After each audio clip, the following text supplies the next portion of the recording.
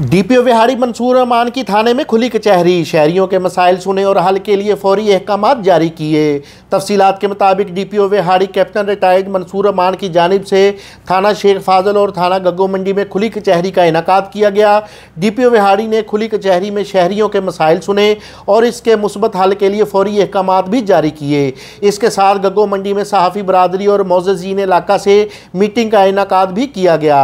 अहले इलाका से गुफ्तगू करते हुए डीपीओ विहाड़ी मंसूर अमान का कहना था कि पुलिस और अवाम में एतमाद, तावन और राब्ते को मज़ीद मुस्तहकम और बेहतर बनाते हुए मिलजुल कर अमन व अमान की फ़िज़ा को बरकरार और जराइम के खात्मे को यकीनी बनाया जा सकता है।